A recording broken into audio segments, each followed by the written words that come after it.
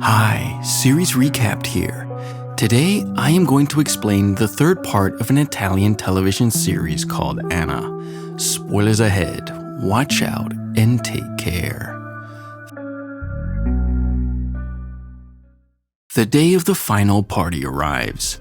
Anna is dressed up in a beautiful wedding gown that was supposed to be the talk of the town before the outbreak. Meanwhile, Angelica paints her body blue. She hides the red fever patches with paint, but her weakening body is enough evidence of the short time she has left. Katia, on the other hand, is shaving her beard for the occasion. After getting ready, Angelica goes to Katia's room and finds her lying unconscious in the bathtub filled with blood. Anna comes to the room with a heart in her hands. It's clear that she killed Katia and ripped her heart out. An enraged Angelica leaps at her with the intent to kill her. As they struggle, Katia wakes up and strangles Angelica. It turns out her death was only a ruse so they could trap and kill her. They push her into the bathtub and suffocate her to death. After that, they drag the dead body outside and show it to the blue kids. Now that they are free to do anything they wish, Katia takes the responsibility to take care of the kids, and Anna makes her way to look for her brother. She had told him to go to Pietro and is hopeful that he made it there safe. Meanwhile, Astor wakes up in another part of the city, unaware of his location. He wanders around all day looking for Pietro, but to no avail. Anna eventually reaches the lake where Pietro lives. She swims across it to get to him, only to find out that he is suffering from a red fever. They both freeze in surprise before embracing each other.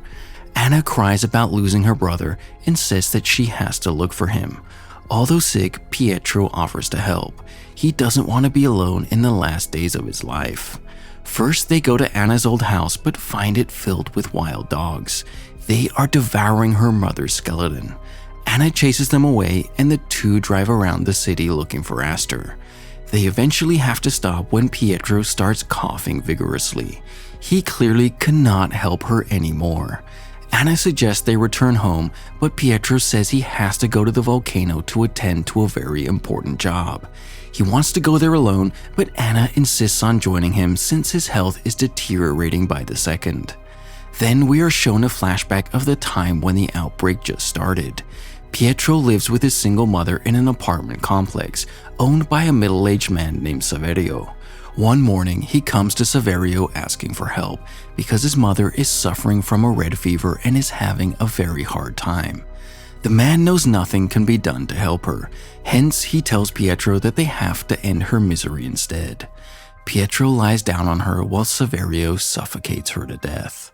Saverio is religious and tells Pietro that his mother has gone to heaven through the volcano at the far end of the city.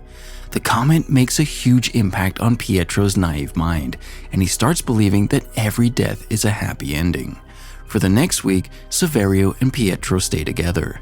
Saverio thinks that since he is a good Christian man, God is protecting him from red fever. Soon, everyone in the block gets sick and is on the verge of death.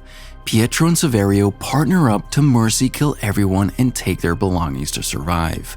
Pietro's job is to lie down on people while Saverio suffocates them. For the first few days, Saverio lives his best life in expensive cars, mansions, and so on. However, one day, Pietro tells him he has a red patch on his back. Initially, Saverio refuses to believe him, insisting that he is a good man. But when the symptoms get worse, he decides to stay away from Pietro. He takes the kid to the other side of the city and abandons him before driving back. One day later, Pietro returns to see Saverio struggling inside his car. Like he was taught, he suffocates the man to death to end his misery. Back in the present, Pietro and Anna make their way to the volcano. They drive for an entire day, taking rest when necessary. At night, they sleep beside each other talking about the lifespan of dogs. They too live for 14 years like humans but are always content. Pietro thinks humans should feel the same way. The two kiss before going to sleep. Somewhere else, Astor finds a kid named Endravece and befriends him. He inquires if the kid knows Pietro's address, but Endravece says he can show him better things. They go to a nearby building that is filled with puppets. Androvece has been here long enough to know how to play with them. He shows Aster a puppet show that entertains him. At night, Aster is woken up by a noise. He sees his mother's puppet on the stage, who asks him if he misses his sister. Aster replies that he doesn't think of her, but the puppet insists that they should take care of each other. As a result, he continues looking for Pietro again.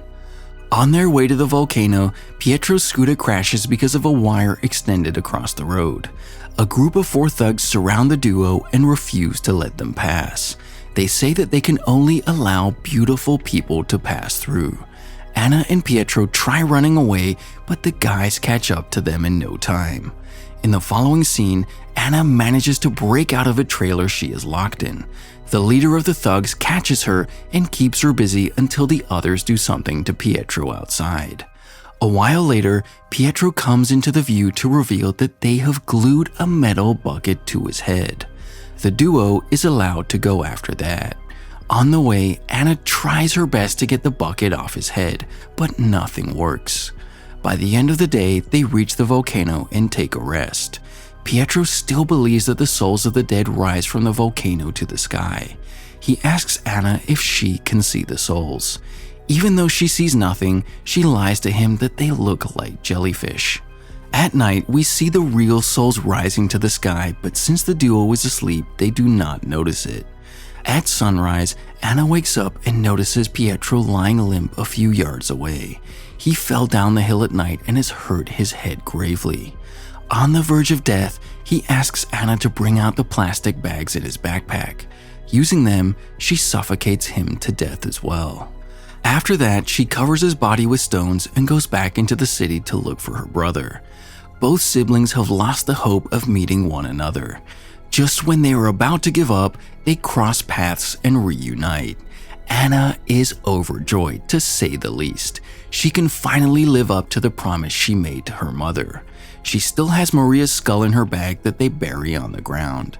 Anna had seen mainland Italy from the volcano the other day. She thinks there are adults like Katia outside the island who might have a cure for red fever.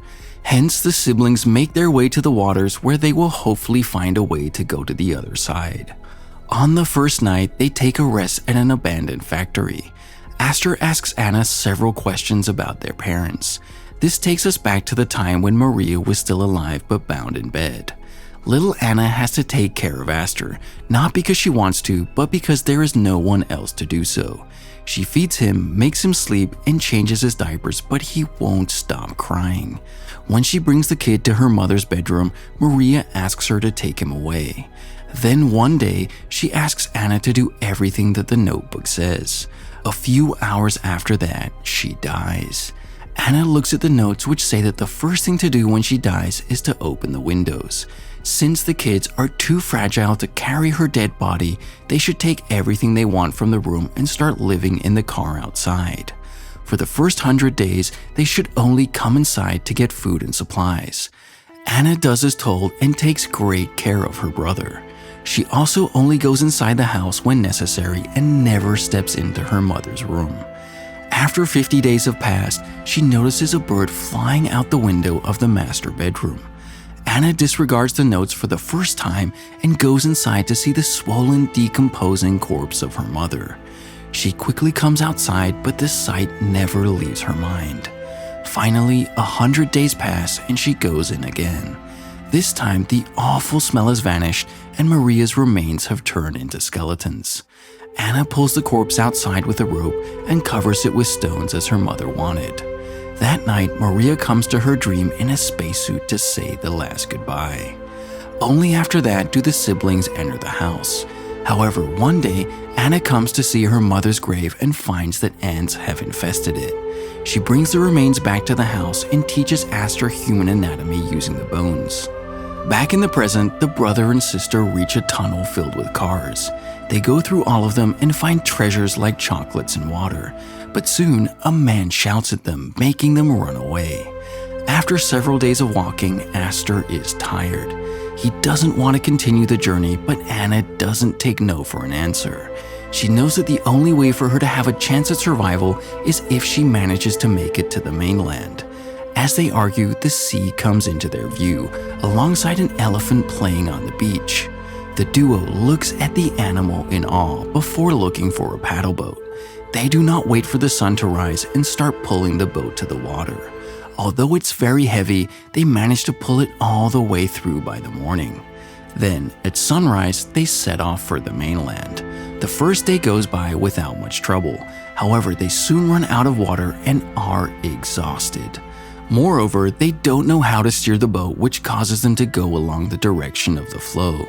The next morning, Astor wakes up first and goes through Anna's backpack.